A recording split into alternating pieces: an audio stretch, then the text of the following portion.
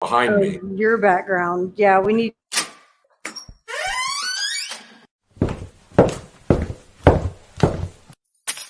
Back home media. Bring them out, bring them out. 3, 2, bring them out, bring them out.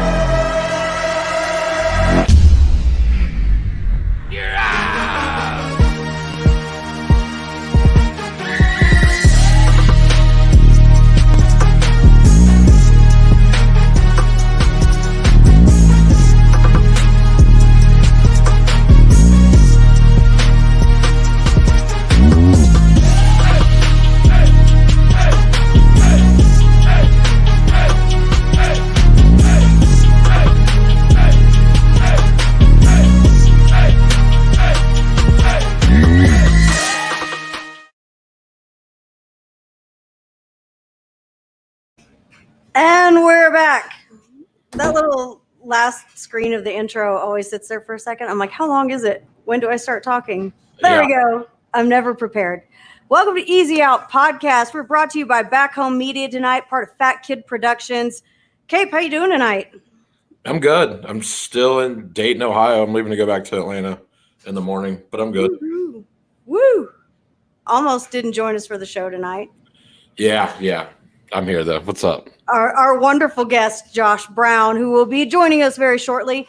He cyberbullied me. He did. He bullied you right into this. Yeah.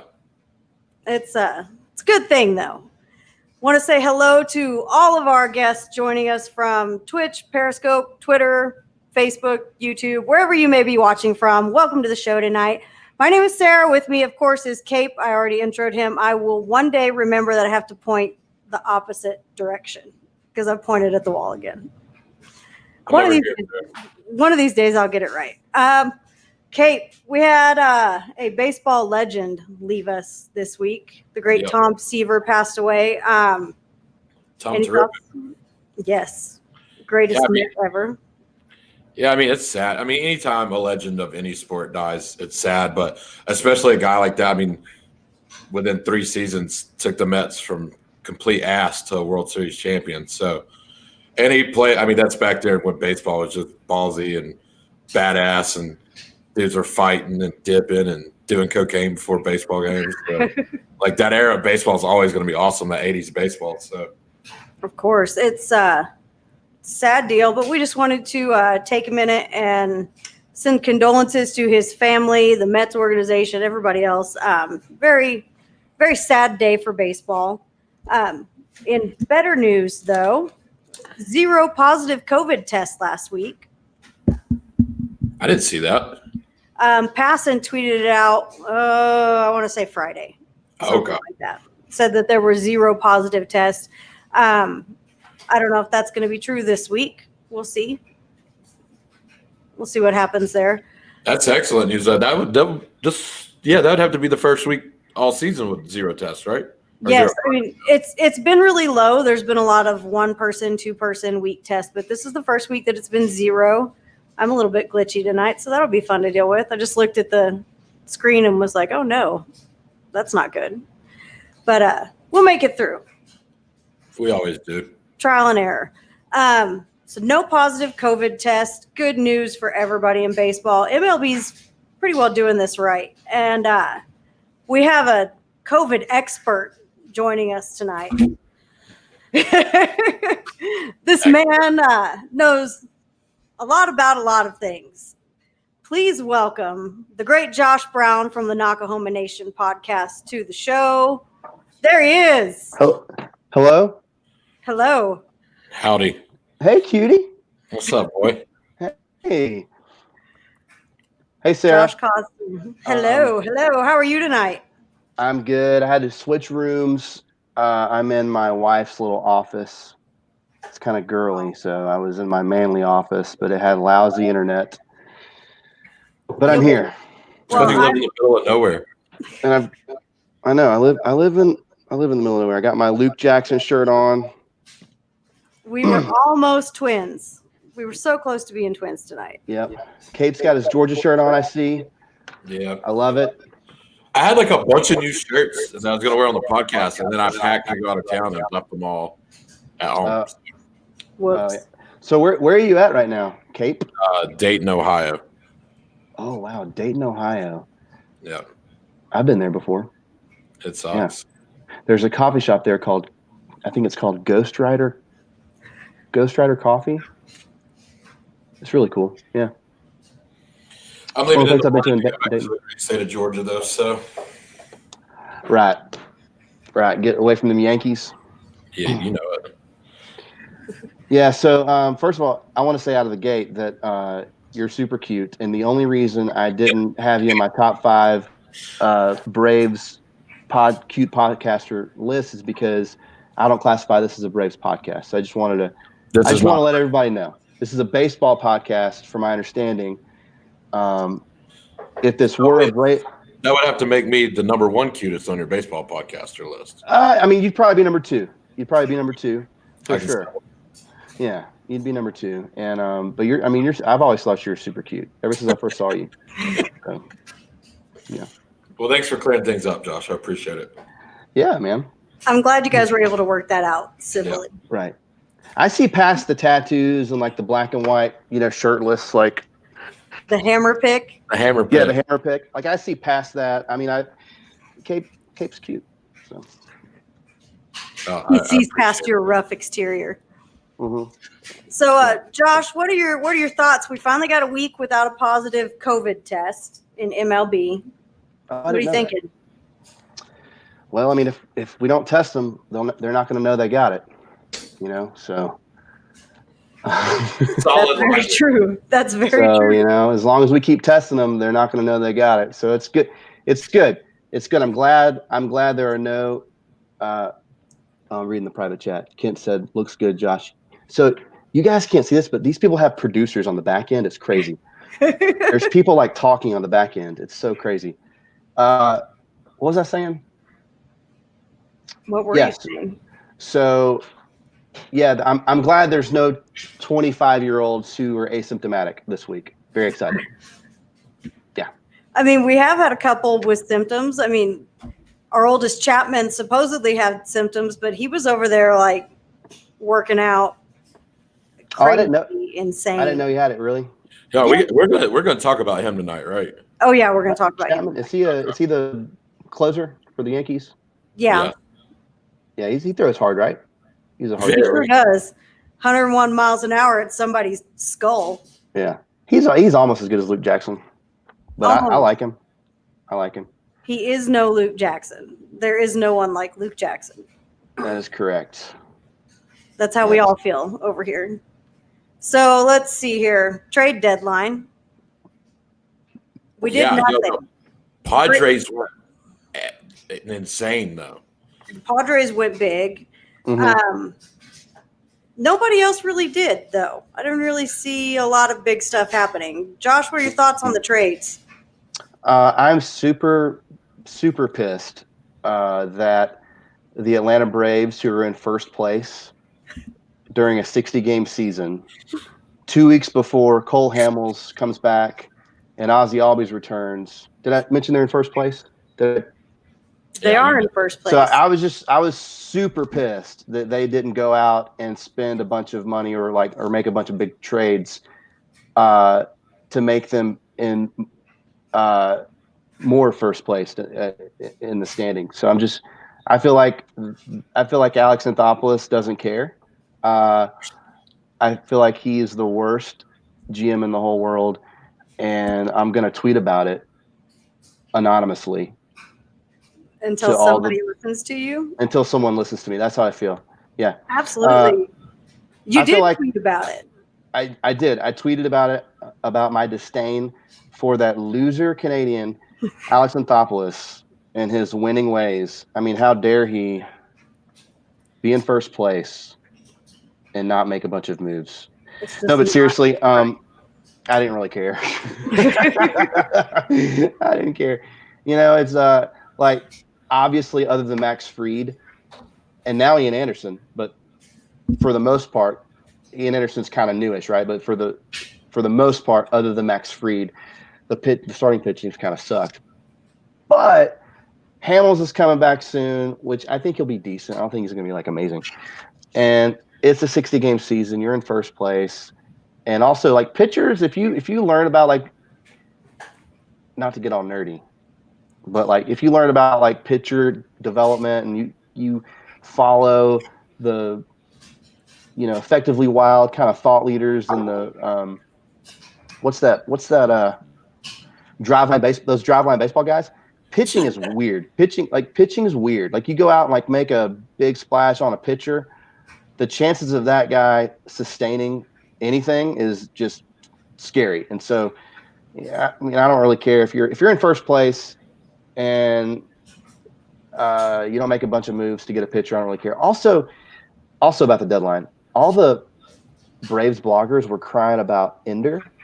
Like, the Braves didn't trade Ender. Why didn't the Braves trade Ender? He sucks. And I'm like, probably because that's why they didn't trade him. Exactly. It takes two teams to make a trade, and I don't think they know that. So, yeah. You literally could have got, like, a bag of potato chips for Ender Inciarte. Yeah, and you can't just go out and be like, hey, can we have, if we would have gone to the Padres and been like, here, we have Ender Inciarte. Can we have Mike Clevenger? They were not the Padres, the Indians. They would have been like, what? Yeah. Get the fuck out of here. Maybe we should call Arizona and see if they want him back. Like real talk, I love Ender Inciarte. And when the Braves got him, Dansby was the big name, but Ender was low-key. He won a Fielding Bible Award the previous year, which is the proper Gold Glove. I mean, it's the nerdy Gold Glove. Like, I mean, he's a badass dude, or he was. I don't know what happened to him. I'm his biggest fan. At his best, he's not a power hitter. He's a 300 hitter guy with elite defense.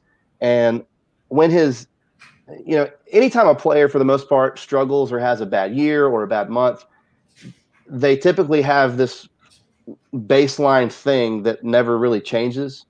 You know what I mean? So, like, if a power hitter struggles, he's always going to have some pop, or if a elite center fielder struggles with the plate, he's always going to be, or Andrelton Simmons, he's going to struggle with the bat. He's always going to have his defense, right? Yeah.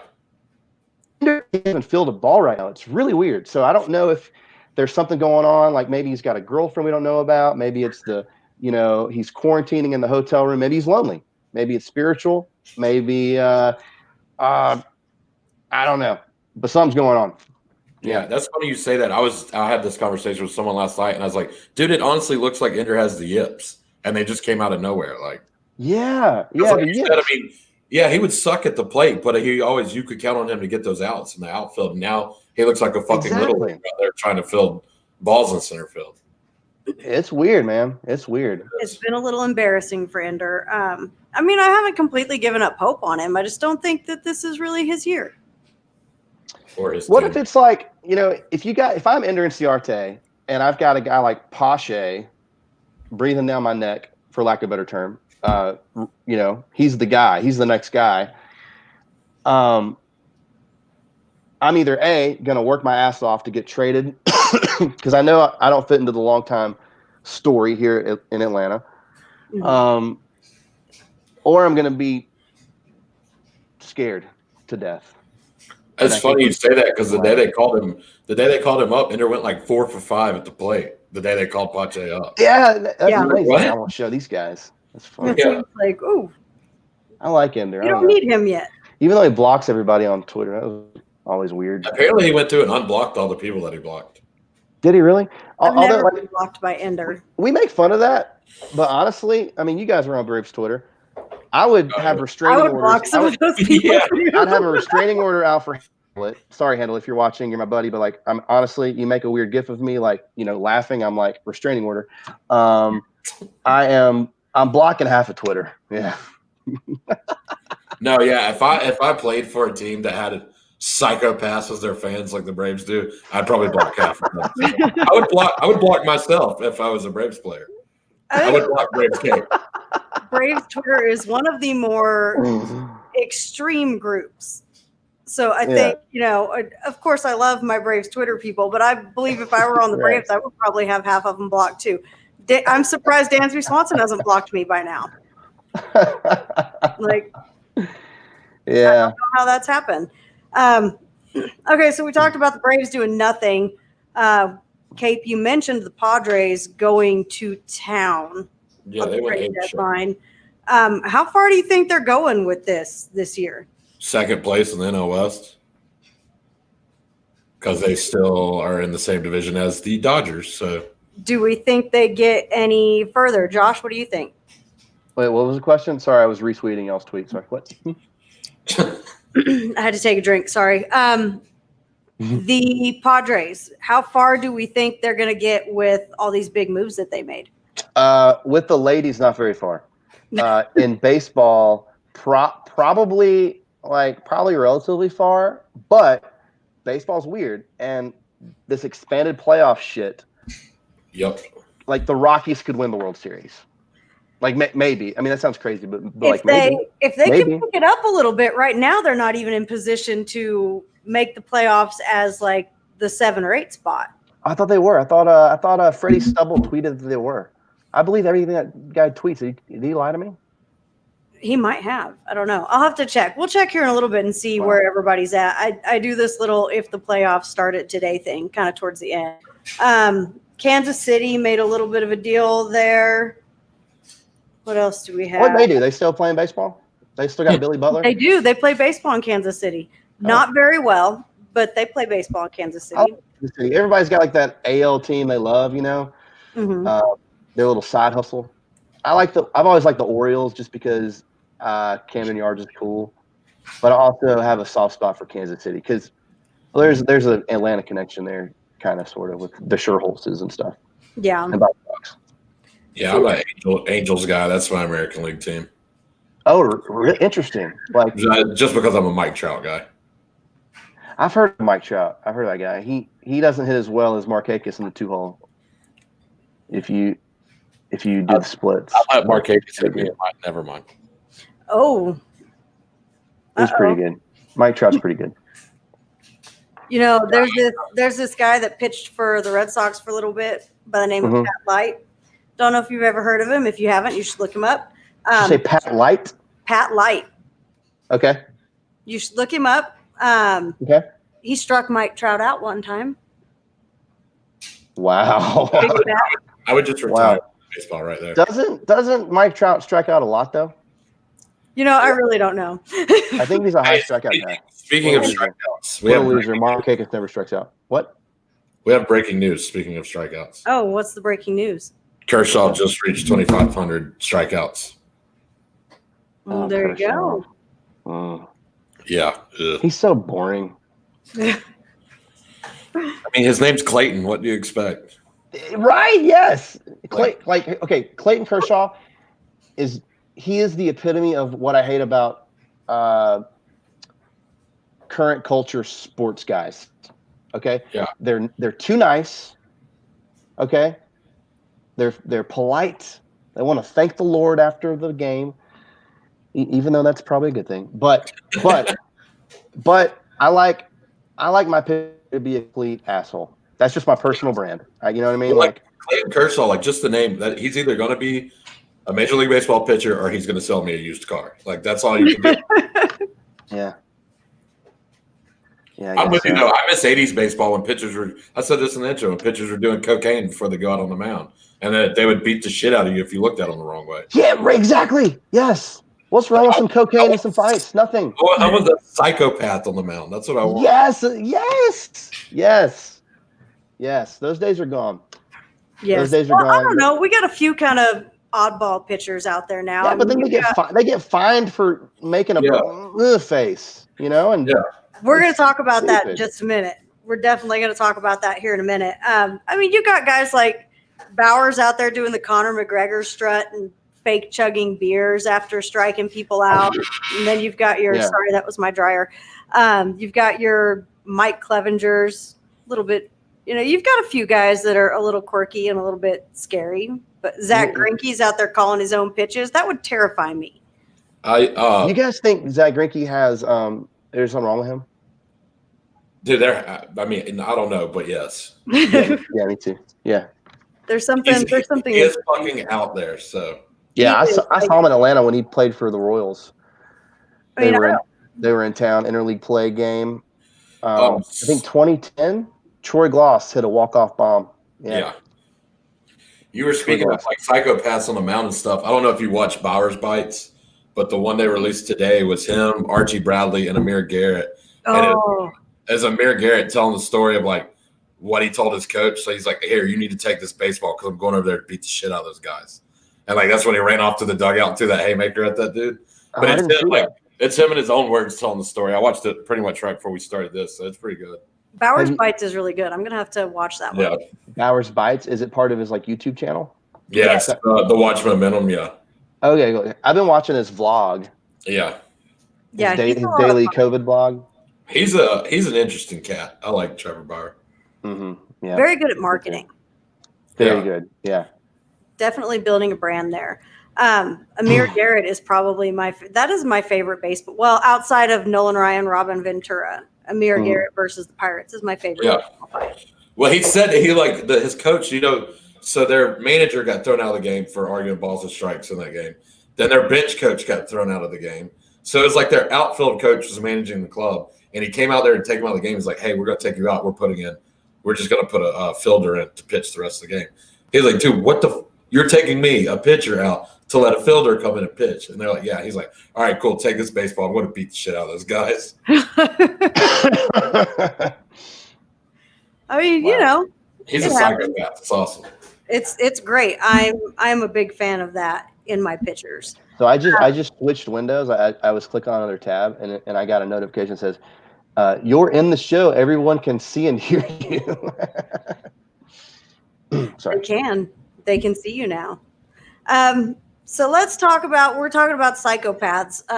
The Yankees Rays that was quite an interesting few days on Twitter and in baseball.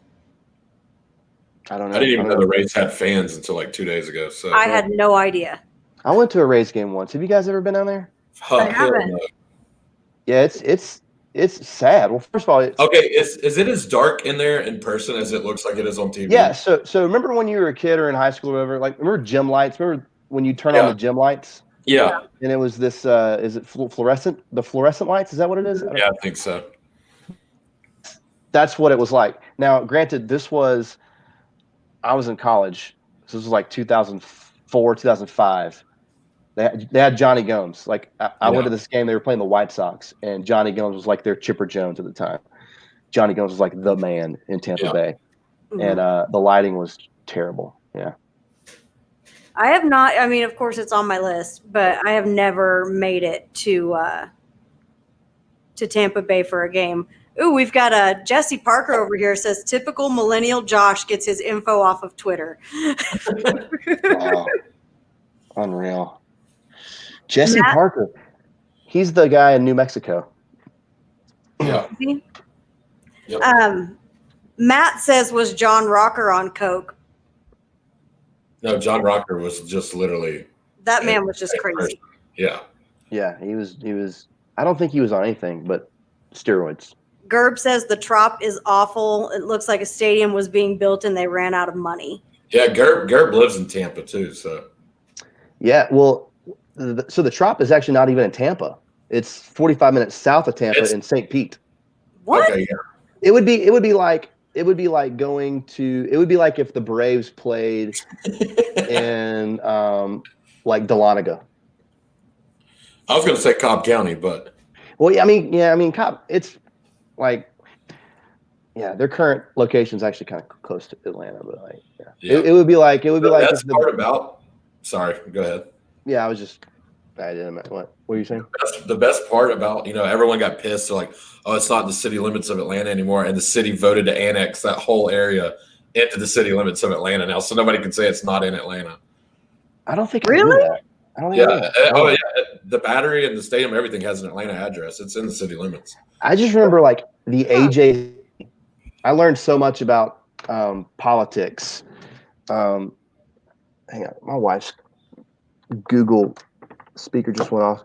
I learned a lot about like the politics of Atlanta and the AJC during that time, because when Sherholtz did that video that morning announcing the news they were going to move to like Cobb County, the AJC just threw all this shade at it for like 6 months, and they would do articles about Let me How guess is it? who wrote those articles. It wasn't Jeff Schultz, although he was. I think he was retweeting them. He was part of it. Yeah. You know what I mean? Part of the movement. The AJC cult. Oh yeah, and then the year into it, the ticket sales were like amazing and all that stuff. And because I'm a giant 13-year-old, I tried to like find all the old stuff and like retweet it because I'm a total petty loser, and I couldn't find hardly anything. It was gone. A bunch of dorks. I know, like when they first built it, they were like, "Oh, traffic's going to be horrible." Like, Yeah. traffic's literally a breeze. It's easy as shit to get to the stadium and get back out of it. Yeah, no, it is. I'm I like, thought the traffic was gonna be bad. You would sit at Turner Field in the damn parking lot for 2 hours just trying to get out of the parking lot. Like, it's horrible. I've never been to either of those places, so You've never been? no, I haven't. Oh my gosh, because you live in Oklahoma, right? Yeah, Okie? I had my tickets for opening weekend this year, and of course, that didn't happen. The pandemic, man. And Maybe then, next year. and then opening weekend next year is in Philly, so we'll see. We'll see when I get down there. Don't go to Philly ever. Period. For anything. I think I'm going to go to Boston for opening weekend. Boston's cool. I like Fenway. Boston's Fenway's really really cool, and Boston in and of itself is just a cool ass town. It's cool. Yeah, I think I'm gonna do Fenway for opening weekend. I thought about like splitting it and going to the Braves game like opening day, and then going up to Boston for the rest of the weekend. But that's my birthday, so.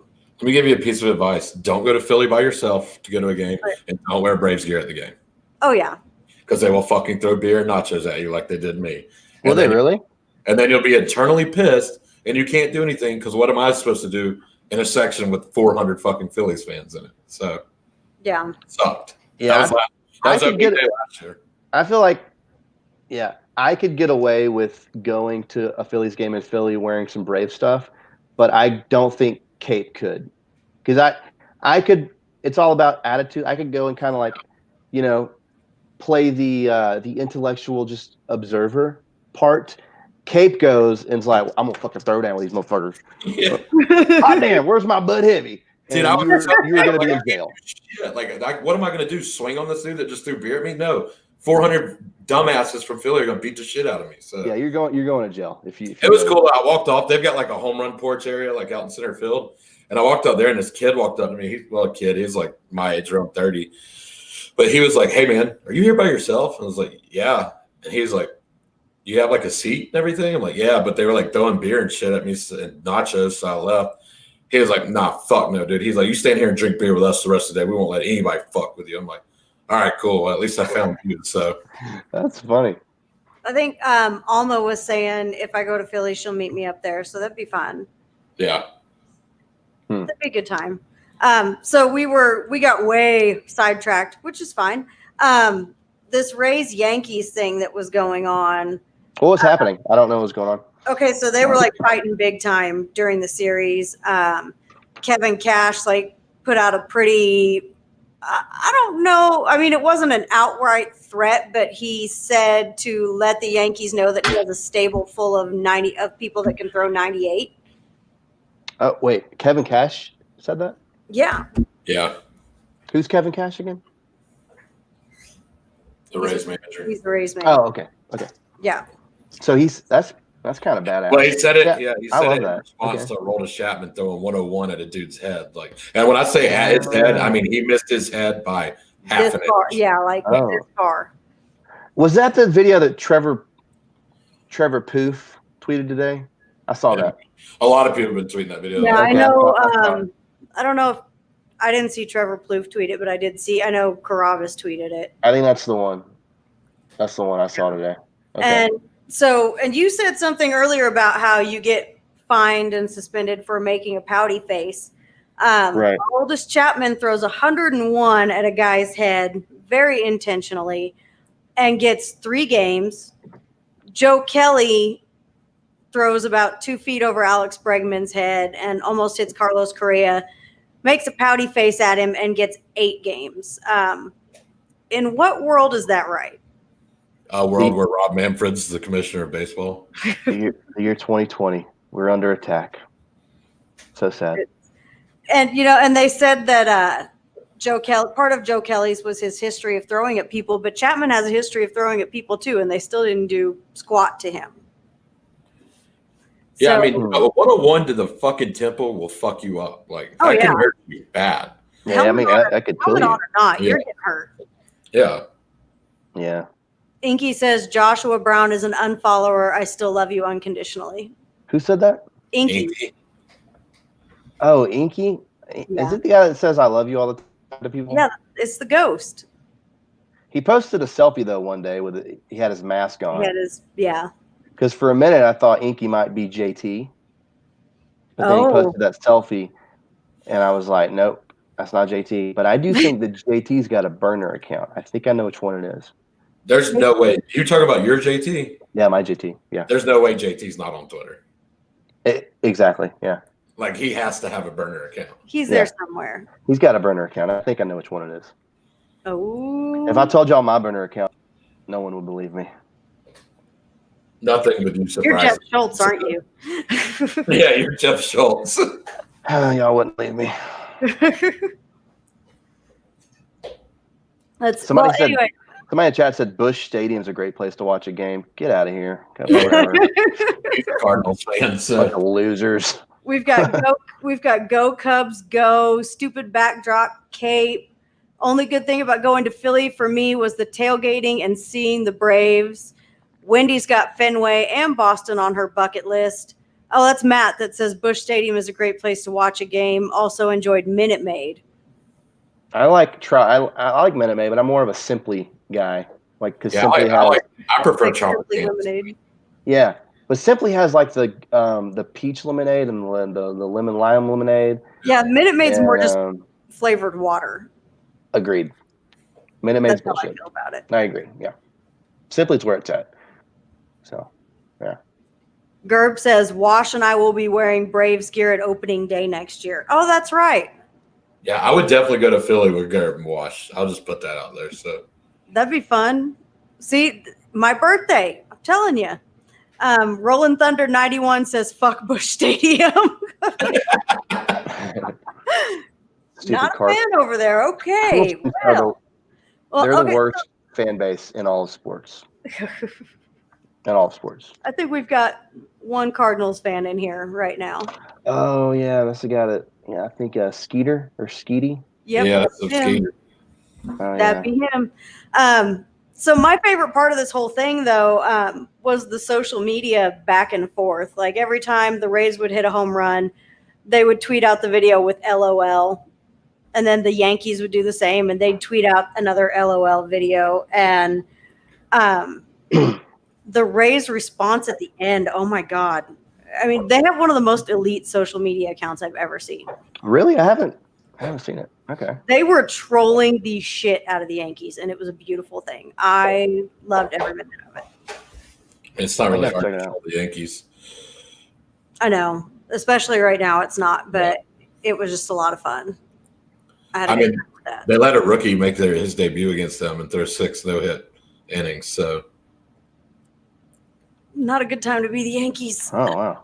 could you imagine? I know this is off topic, but could you imagine being Ian Anderson growing up in New York State as a Red Sox fan, making your debut against the Yankees, beating them, winning that game, and then your very next game being against the Sox at Fenway?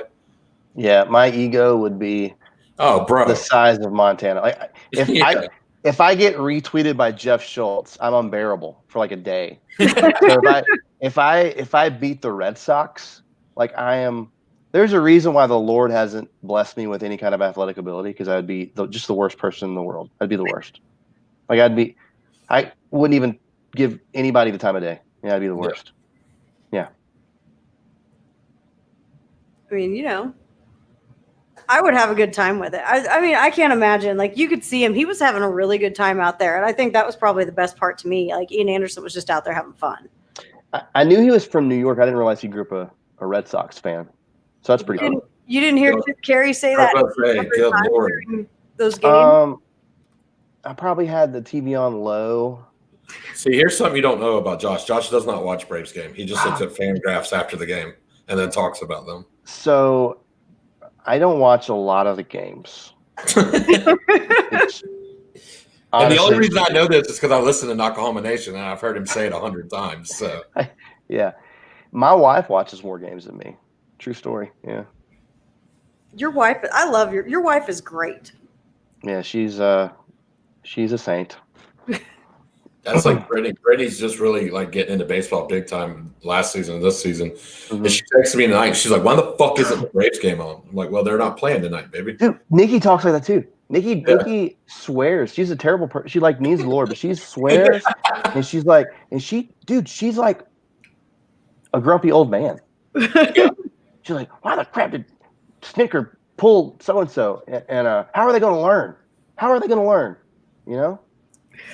Yeah, and yeah, I see some of the tweets you post, some of the stuff she says during games. It's pretty funny.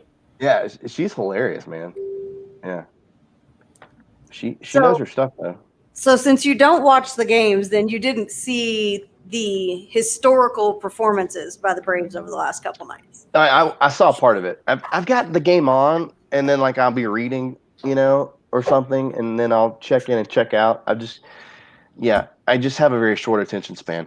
I have to do that too. Like I put the game on and I kind of get up and down a lot during it. I missed 2 of Ozuna's home runs the other night, which was I think I just saw one. Yeah. Mm-hmm. Yeah, I missed 2 of them, which was a sad deal because my 4-year-old is a big Ozuna fan now and goes batshit crazy every time Ozuna does something good, and it's always, "Mom, Big Bear's batting! Mom, Big Bear's batting!" And he was telling me, and he told me, he's like, he hit a home run, and I had no idea because he'll say he hit a home run when he grounded out to first because he doesn't really know the difference yet. And he kept telling me he hit a home Sounds like run. Eric Cole. It's kind of the same thing. Mhm. But he kept telling me, and I was like, okay, buddy, okay. And then I sit down and see the 3rd home run, and then they show the other 2, and I was like, oh, I feel like an asshole right now. Sorry. Sorry, I didn't believe you, buddy. Hey, I'll be honest. When the Braves first signed Ozuna, I'll own it, y'all. I'll own it. Honestly, I looked right at his batting average. And I was like, is this that loser that owned us in the playoffs? What a loser. 240? What a loser. Yeah, that's what I was pissed. I was like, it's way too soon. This dude just wore our ass out in the postseason, and now I have to fucking pull for him. Like 241 batting average. What a dork. I think my exact words were, I'll root for the team, but I don't have to like him. And now I adore him. And yeah, now he's like one of the most likable people on the whole team. Like, yeah, he really is. He's also just he's got that cute dad bod, He's got the Hines Ward thing going on for me. Like Hines Ward looked like he should not be an athlete. no, especially not the level of athlete that he was too. Right? Yeah. Right. Ozuna's not that much of a dad bod, but like a little bit pudgy. I don't want to say He's pudgy. thick. He's Not like thick. Pablo Sandoval. Dad No. bod.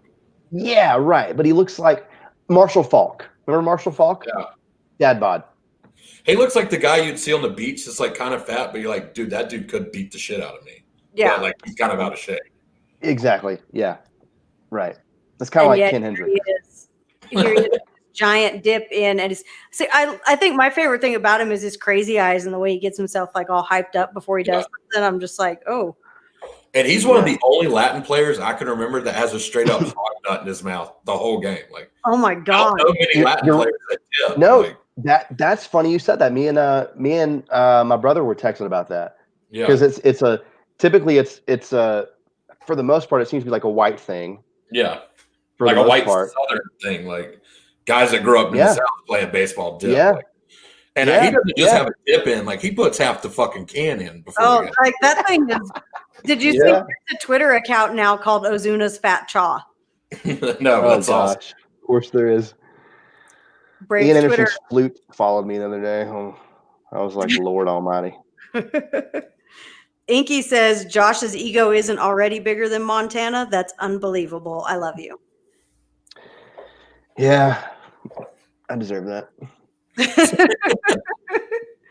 Now, Jesse Parker says hammer in his lip and a hammer at the plate. Hell yeah. Absolutely. I have become very fond of Ozuna, and I apologize for what I said to him when I was still sad about Josh Donaldson. Yeah. Who's Josh Donaldson? A guy that has not played much baseball this year, that's for sure. That's a situation where I've really had to eat my words, and so I'll own that. I will 100% own that. Josh Donaldson sucks. He sucks. 2 reasons. No, 3 reasons why Josh Donaldson sucks. Number 1, he's got a weird high-pitched voice. He talks like a freaking loser. Number 2, he went to Auburn. Number 3, he's a vegan. I mean, I'm going to have to go ahead and say that I agree with Josh on this one. Thank you. See, I love Josh Donaldson. I'm a big fan of the attitude. The voice is always very unexpected. Like every time he talks, I feel like I expect his voice to change at some point in time. Right. That's what's funny. The first time I heard him, I'm like, bro, if that dude started talking shit to me on a diamond, I'd be like, dude, take your little kid asses back to the dugout. Like, what the fuck are you talking to? Right? Yeah. I didn't expect it. And then it's like every time I hear, oh, there's an interview with Josh Donaldson, I'm like, oh, sweet. Maybe his voice finally dropped. Like, maybe there was like a malfunction during puberty and his voice just stayed that way. I don't know. I do love him though. I'm a big fan. Hey, Big Wash is in here. Hell yeah. Speaking of athletes with funny voices, has anyone ever heard Patrick Mahomes talk? I have not. The dude sounds just like Oscar the Grouch from Sesame Street. Like, what? You've never heard an interview with him? No. Wait, are you serious?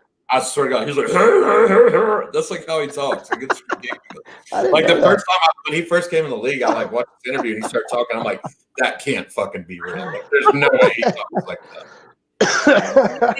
Does he sound like those guys that like you always hear like the bad lip reading and stuff like that where they're talking really funny? Yeah. That's what it sounds like?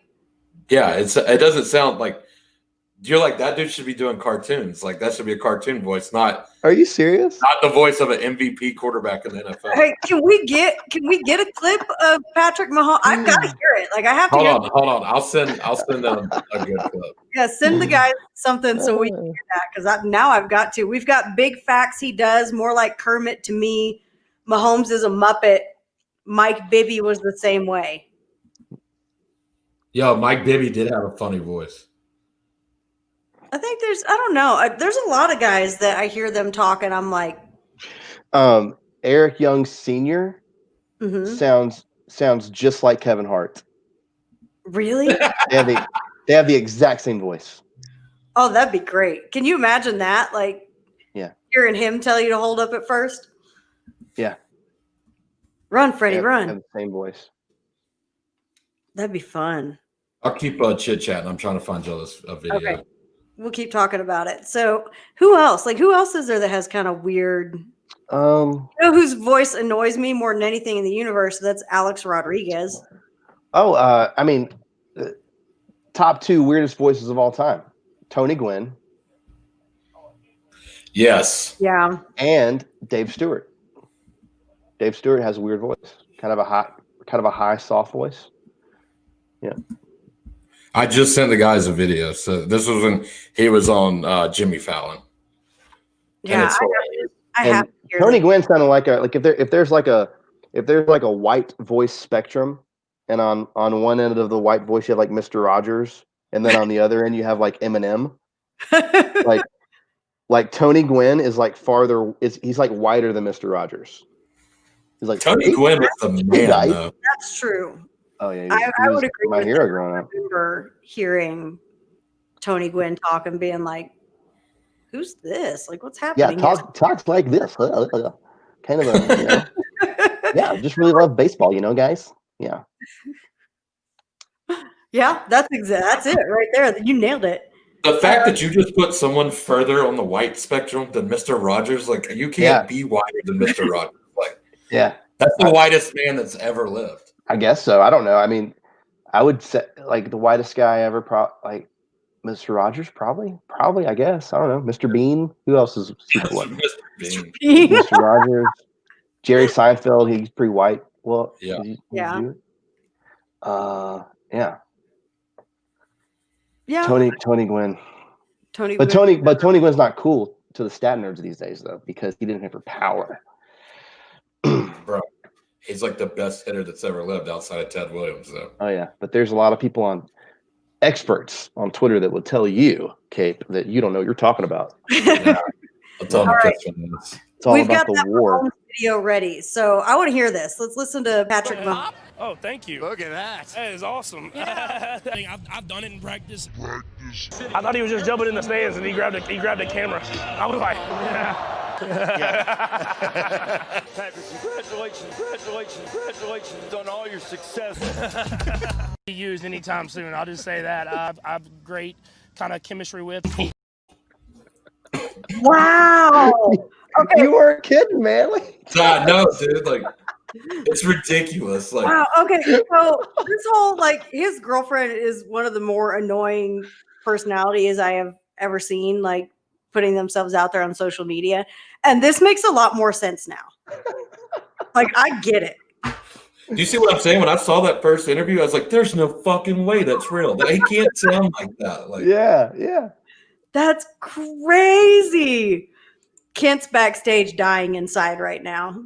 Bill Nye would be one of the whitest people ever. Oh yeah. I'm assuming that's what yeah, we're. Bill Nye's a fake scientist, anyway. So We've got A-Rod sounds like Bear from Alaskan Bush people. There's a lot of A-Rod hate happening over here. I agree with all. I hate A-Rod because he's a loser. I want to say that, and I don't like him. But I don't hate A-Rod because he did steroids. Because everyone should do steroids. Steroids saved baseball. Steroids are awesome. I'm going to say that at least once an episode, every episode. Who was wearing that? Oh, it was on Morning Wood. Carabas was wearing a shirt that said "Steroids saved baseball," and I was like, I want that. Yeah, I'm probably going to order that as soon as this podcast is over. I got to be honest. I used to be a character. What do you say? Mahomes is a SpongeBob character.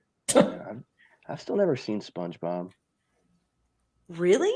I haven't either. So I just see all the memes and shit. You guys have little kids and you haven't seen SpongeBob? They're babies. Well, yeah. I mean, she's 15 months. So we're more of a Disney Junior household, not a Nickelodeon household. So yeah, we watch Bill Dance fishing, and that's true. And then Disney Plus animal stuff.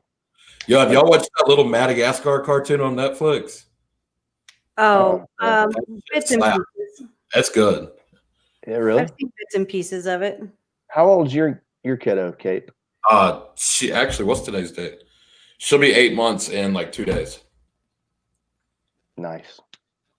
Dude, they grow like crazy too. It's wild. Yeah, from weekend to weekend, they're like a different little person. You know what's funny? I can tell some days she'll only take a 1 or 2 hour nap, and then some days she'll sleep all fucking day. And I'm like, oh God, you're gonna wake up twice the size tomorrow that you were today because you slept all day and about to hit a growth spurt. Right. That's funny. Screwball. Yes. I was going to mention Screwball. Documentary, yeah. I watched Screwball because of Josh. And I think I mentioned Screwball on my podcast. Dude, watch Screwball. You'll hate A-Rod. You'll hate Manfred. You'll hate the whole thing, man. No, you'll watch Screwball and be like, how the fuck did Manfred become the commissioner of baseball? Exactly, yeah. I was watching it wait a second. This is fucking common knowledge and he still became the commissioner of baseball? Exactly, yeah. Same. It's messed up, man. It ain't right. I really hope he does buy the Mets, though, because I think contractually he cannot be on air anymore if he owns a baseball team. So I don't even care who it is. Please buy a team. I don't have that way they kick his ass off ESPN. Yeah, good point. And plus, if you're going to put the Braves on fucking ESPN, let Chipper Jones and Boog Sciambi call a damn game. Oh, please. That would Chipper, I'll be honest. Oh, he sucks in the booth, but it's better than A-Rod. It was bad. I love Chipper Jones, but so I pulled something up here because I was looking around, just kind of having a good time, and found something very interesting. You know, there's a lot of people that think the Braves should go after Francisco Lindor. And I don't think there's anybody out there that would be better to have this conversation with than you. You seem to be the king of finding the comparative stats, Josh.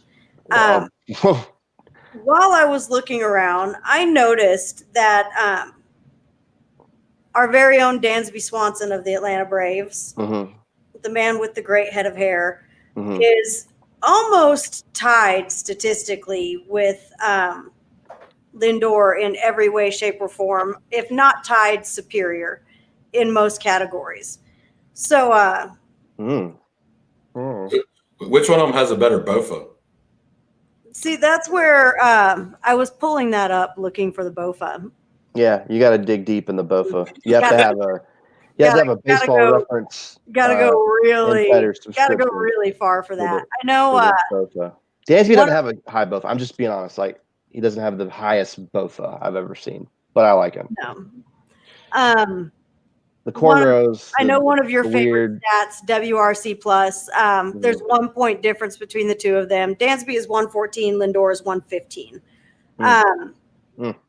Now, Dansby is outscoring him. He has, where are we at here? It's hard for me to do this on my phone. It's all very, very messed up looking. And I can't ever get to the top of it. But he has a higher WAR. He's scored more runs. He's stolen more bases. He has a higher batting average. He struck out. I've heard of batting average. I've used that before. Batting average is a good one. Great comparison. That's my go-to batting stat. So he's got a higher OPS. Right. Their on-base percentage is identical. Let's see. Ooh, they've updated Lindor's WAR to 0.9, whereas Dansby has a 1.5. Okay. So give us your expert analysis here. Well, there's a lot to unpack here, okay, statistically, okay? But same number of hits. Yeah, so baseball is a marathon sprint, first of all, okay? Okay. If you had to sit me down and be like, Josh, you get to pick one of these two players, Francisco Lindor or Dansby Swanson, to be your shortstop for your team, the Boone Mountaineers. I don't know. Which one do you want? I'm going to look at their age and their body of work, and I'm probably going to pick Francisco Lindor. They're the exact same age. I have to agree with Josh. Lindor has almost a 30 WAR. Dansby has a 6 WAR for his entire career. But there's a little bit of nuance here. Dansby's had some more injuries. Yeah. He just has, right? And he got called up kind of in a weird way. It was kind of like this. He got called up and like killed it, hit 300, and then the next year just struggled. He just struggled. He hit like low 220, 230. I don't know. And then the next year in 2018, he was like wasn't good. He just wasn't good. And then last year he was like, I would say last year,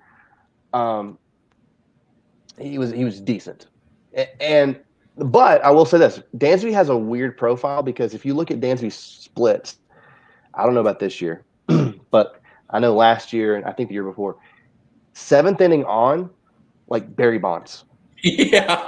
Like stupid. Like innings 1 through 6, Jace Peterson. Innings 7 on, Barry Bonds.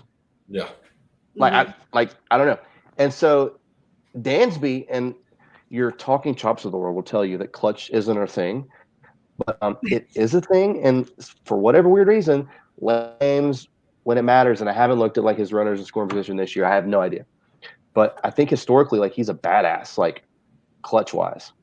Yeah, So he's kind of a weird guy. So maybe I would regret taking Lindor over Dansby, because Dansby he's this weird clutch freak of nature, but whole overall body of work, I'd be like, I don't know, I'm exact same age, Yeah. just overall better hitter. I think I would just probably take Lindor.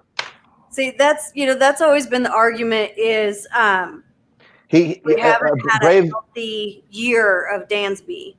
yeah. So now we're getting a healthy year of Dansby, but it's a shortened season, so it's kind of like, how will he get a fair shake on that end? Yeah, Braves are legit. Just pointed out that up until last year, he couldn't hit a slider. He's correct. That was his deal. Hey, and I will say something to that. I've noticed no matter what happens, if Austin Riley gets a hit, if Austin Riley strikes out, what it is, he's always right in the dugout talking to Dansby at every plate appearance. Who is? Austin Riley, who's has had the same issues with the slider that Dansby used to have. So I think that's cool to see him going chatting with Dansby and trying to figure out, like, hey, dude, what the fuck did you do? Because, like, I'm doing the same shit. He's Austin has been a lot more selective this year. That's been a good thing.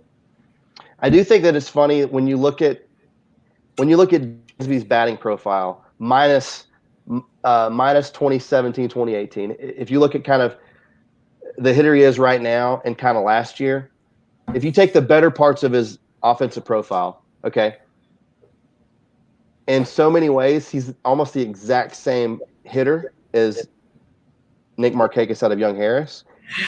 But the Braves bloggers love Dansby Swanson. Yeah, and they hate Markakis. Why do you think that is? Let's hear. You are probably the president of the Nock Markakis Fans Association. Wait, hang on. We've got some before we move on to Markakis. Inky says Dansby over Lindor. Josh WRC plus Brown is the best stats guy in the podcast business. That's a fact. What's up, Cody? Love your taste in music. God bless. Braves are legit says Dansby this year. I would take over this year's Lindor. Yeah, probably. Matt says that I am definitely the president of Dansby's fan club. We're working on getting that chaptered. What else do we have? Since Josh is so good with stats, I need to know from him if Yachty is going to Cooperstown or not. Yachty should go to Cooperstown, in my opinion, but I don't know if he will. Question mark. Reality. Will he? Question mark. Should he? In my opinion, 100%. But I got a weird Hall of Fame view that'll blow your minds. I think the Baseball Hall of Fame should be like the Football Hall of Fame. Okay, so I believe that, like, if you had an impact on the game for 4 or 5 plus years, if you were part of the story, you're a Hall of Famer. So absolutely. So rethink stats. So, and this is a new way of thinking for me. Okay, if you talked to me a year ago, I'd have been like, hell no. But I've changed. So think of it this way. Tim Lincecum, the freak. Think about those few years where he was like the best pitcher in baseball. Every kid wanted to be Tim Lincecum. Yeah. Hall of Famer. Josh Hamilton, Hall of Famer. Josh Hamilton. It's crazy. It's crazy to think that, but think about the impact they had and how good they were for those. Awesome, though. I love Dontrelle Willis, Hall of Famer. Yeah. Ryan Howard, Hall of Famer. Yadier Molina, Hall of Famer. Pete Rose, Hall of Famer. Yeah, 100%. Yeah, of course. Barry Bonds, Roger Clemens. Yeah. Absolutely. I agree with you. And that was a conversation that was on Bowers Bites one day that I really, really enjoyed. That the Hall of Fame should be more about the story of baseball than who the writers like and don't. Yeah. The writers are total idiots. I have been blocked by several of them for quoting them and saying that their ballot is a crime, comma, dog, when they don't have grip on there. But like, this sounds silly and it sounds like I'm being a troll, but really, so many of these guys and gals are just like, for example, I trolled this one guy. He was the Detroit Pistons beat writer. He's got a baseball Hall of Fame vote, and this douchebag didn't vote for Fred McGriff. I trolled one guy from the Miami Herald, maybe. Yeah. Same thing, basketball guy, but has a baseball vote. Didn't one of those guys like go all the way off on you on Twitter, like freak out on you? That was Ryan Thibodeau. He's the guy that he's the guy that runs the Excel spreadsheet Hall of Fame tracker guy. Yeah. So there was a female voter for the Associated Press. Forget her name. Thibodeau shared her ballot, and it didn't have Fred McGriff. I quoted it and it said, "This ballot's a crime, dog." Yeah. Ryan Thibodeau sent me a long DM. I'll show it to you. It's fantastic. Telling me how sexist I am, and Fred McGriff and I was wasn't on like, Meanwhile, you had posted this exact same tweet to like 15 other people already, though. what's funny about this is she laughed at it. Like she thought it was funny because she has a fully developed frontal lobe probably and didn't grow up without parents. And, it's probably been laid. So she thought it was funny. And this goober, Ryan Thibodeau, gets triggered, sends me this long DM and blocks me. Yeah. I was kind of pissed because I enjoyed watching the ballots. Dude, there is no bigger sissy move on earth than sending someone some shit talk and then blocking them to where they can't say anything back. Yeah. You know what it's like? You ever get out of your car? And there's like a little chihuahua just growling at you, but the door's locked, so you can't like punch the dog in the face. That's what it's like. That's how I feel about all talking shop bloggers. Yeah. Yeah. You still block all of them, aren't you? Not all of them. Doc unblocked me this week because I called him cute. Yeah. Oh, yeah, I did see that. I did notice that Doc unblocked you. Let's see what do we got over here. We'll go back to the comments for a second. Braves are legit says Austin is definitely getting schooled by Dansby, their locker buddies. Yep. The locker I wouldn't mind stuffed into. Oh, wow. Matt wants to go to your Hall of Fame, Josh. I don't know if that means what I think it means. Does that mean? It means he likes the idea that you had. Okay, I didn't know if that was sexual or not. Okay, cool. Yeah. Doyle cool, says Andrew Jones, Hall of Famer. Yeah, 100%. Agreed. Yeah. Wendy wants to be the vice president of the Dansby Swanson fan club. Wendy, you got it. Britt says, "Hey, honey." What's up, baby? She's watching you. I love that. Oh. Cody says, "Josh, alpha male Brown triggers everyone in sports media. It seems. Love it." I would You call are Ryan pretty good at Thibodeau that. part of the media. If Ryan Thibodeau is part of the media, then I'm part of ESPN. What a loser. You are pretty good at triggering people, it seems. I'm getting better. I'm reformed. I think. I still consider you to be a national treasure of Twitter. Well, I appreciate I'm gonna tell you it. the best way to deal with Josh. Josh has replied some shit to me before that has just irked the fuck out of me.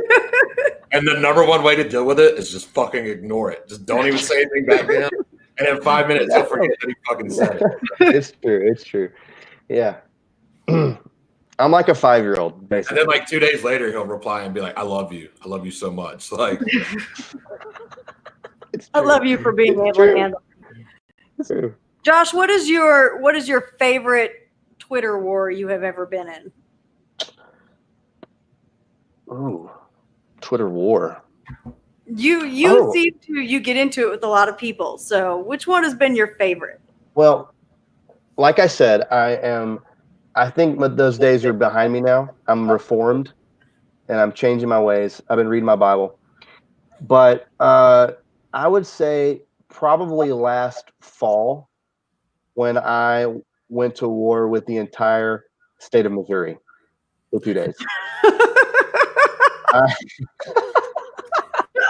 I forget what it was. It was I think, was it during the Braves Cardinals series? I think it might have been, or maybe it was after. No, it was during. I remember. I think it was during. And I remember sitting at McDonald's one morning by myself, eating my egg McMuffin like a pawpaw, and just like checking Twitter, and some Cardinals blog, it looked like talking chop of the Cardinals, tweeted something about Jack Flaherty, and I responded to it, and I said something about like he started 33 games last year and only won whatever the number was. You know, imagine thinking that's good. I remember that. And this Cardinals blog quote tweets it, and they call me a boomer. And y'all, it blew up, and like for like all day. Like Mike Petriello from ESPN was tweeting at me. He's like, "Dude, good job." Like Did you all say day. at one point like you couldn't even use Twitter because like your shit was blowing up so much? Yeah, no, it's crazy. Yeah, It was crazy. It was a whole I day, remember that. and because I'm super obnoxious, I couldn't ignore anything, and so I was just retweeting all the quote. Every time I get quote by Butt Muffin 69 from Branson, calling me a boomer, I would just retweet it because I thought it was hilarious.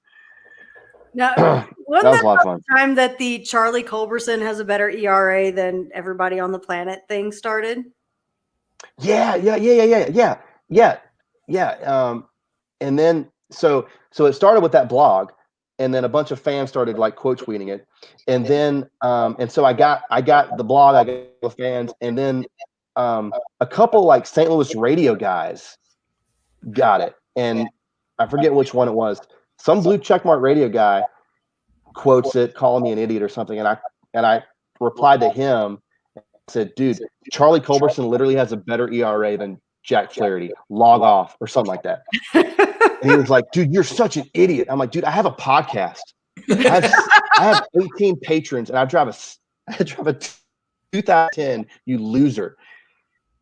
And he still thinks I'm serious, and he's like quoting me, and it went on for like 2 days. It was awesome. Yeah, I it was one remember. of the best 2 days ever.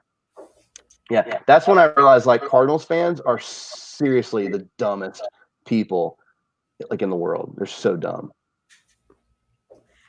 I mean, I would tend to agree with that for the most part. There's a couple exceptions here and there. I have some friends that are Cardinals fans, and they're all right. Oh, yeah, okay. Well, Braves Twitter is probably like the most annoying. Probably. Let's just be honest. Hands down. Yeah, annoying, miserable, just fatherless, just godless heathens. But they're not dumb for the most part. They're not, like Cardinals fans are, for the most part, except for your friend Sarah, are just not smart people. Yeah. Have you ever been to Missouri? I have. I've been all across Missouri. Yeah, I've never I've never been like downtown St. Louis. I've driven through it. Yeah. But I've never been to downtown St. Louis. I've never been to a Cardinals game. I love trolling Cardinals fans so much about anything, but especially when they started throwing shade at the Tomahawk. I was like, you guys do know that the Gateway Arch is literally the symbol for like manifest destiny, which and you do realize that manifest destiny is like, like the white man owning the West. Like you realize that if you're going to play that card, you have like the ultimate symbol of white supremacy as your, like as your thing. You know what I mean? Also, I like to make fun of them too because they claim the Blues, and I'm like, you bunch of losers. You're a bunch of Yankees. No, you claim the Blues. The Blues belongs to Missouri and Louisiana. Couldn't agree more. St. Louis sucks. That's what I was getting at. So does Missouri. Yeah. Except for Lake of the Ozarks. Lake of the Ozarks is fucking awesome. Other than that, I would love to go to. I've never been there. Yeah. That is a very good time. We just got a couple things left to discuss. I want to talk about. Oh yes, wait. We have 3 things left to discuss. Then let's talk about Nock Markakis for a minute. What do you want to talk about? Show us all the way. Show us all the way, Josh. I have something I want to say about Nock Markakis. All right, you can say whatever you want about Nock Markakis, but how many fucking people do you know that can get up off their fucking couch and the next day hit a goddamn walk-off home run in a fucking baseball game? That's true. Yeah. I have all the love in the world for Nock Markakis. So I mean, I have nothing bad to say about the guy. I'm also not one of those like angry mob people that immediately turns on a player. Like I might be pissed at Johan for not hitting the ball one night, but I'm not like immediately going to throw him in the dumpster. Like, I'd be okay if he got traded. Wouldn't bother me. But I don't just immediately think he's the worst player on the planet if he has a bad night. And I'm also not on the Nock Markakis is useless train. And he's definitely proven to us this year. I mean, he's always proven it, I think. So convert the unbelievers. The reason we so Brent Blackwell a few weeks ago tweeted that he didn't understand the people that love Nock Markakis and the people that hate Nock Markakis. And I saw that tweet. So I think Brent, the implication was Brent sees people like me who tweet about Markakis as if he is Hank Aaron and thinks we're totally ridiculous, which we are. And I see people that talk about him like he's a replacement level player. So this is Nock Markakis. This is why Braves fans tweet their love for Nock Markakis, because Nock Markakis, if you look at Nock Markakis, he has no business having the highest WRC plus in the Braves. He's a slap hitter. He is overrated. He's a guy that gets on base and it's doubles. And there is a school of thought that, in my opinion, has become overly inundated with advanced metrics so much that they are so obsessed with like WRC plus and WAR that they literally think that a single is bad, and they think that like a double is bad. And these people are very stupid. Yeah.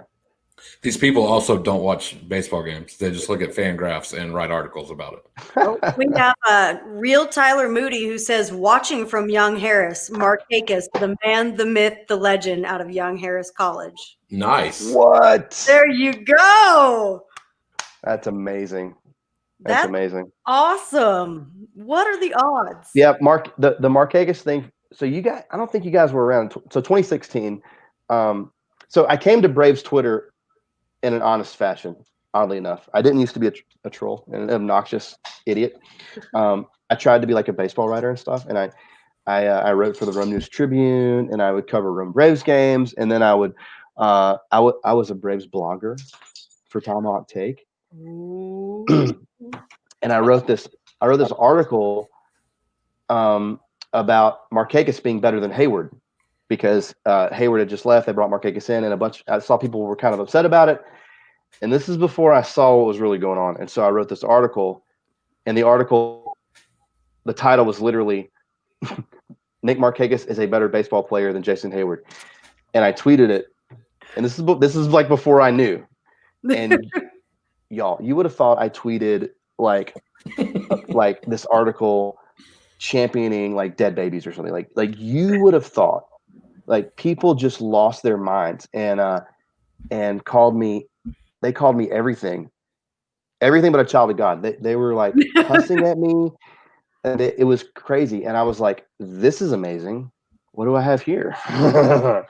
and that's when I realized that there's this whole world of baseball experts that think that they know baseball because they use WRC plus. And that's when I started, and I still can't stop. Yeah. It's funny though. It's looking back, that article is very factual though. That's true. Yeah, and I think I haven't looked at the article in a few years, but I didn't even like dislike Hayward. Yeah. Like I was like, I think I liked Hayward. I was just saying like I think Nock Markakis is better at hitting baseballs, and I think hitting is good. And I remember some people were like, they were so triggered, and they were like, Hayward's way faster. He's way faster, way better base runner. Way better base runner. I got that a lot. I'm like, you guys know you got to get on base. I was about to say, you got to get on base before you can run. Before you can run the base, you have to make it to the bases. Did you guys know that? We were unaware. We had no idea that was part of the stipulations. Cody Pinson says, I like Cakes because you know what you're going to get. He gets on base, plain and simple. And he's like a very unassuming, like you look at Nock Markakis, I don't think baseball player when I look at him. I mean, like he needs to work on his posture a little bit. Yeah. Did you see the picture of him at the Little League baseball game when he was still opted out of Yeah. baseball.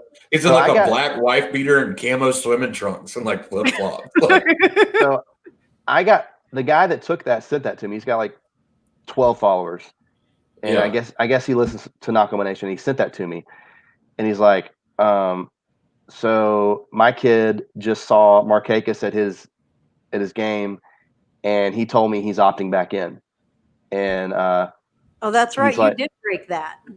yeah, he's like, if I tweet it, nobody will care, but you should break the news and like make Talking Chop's head explode.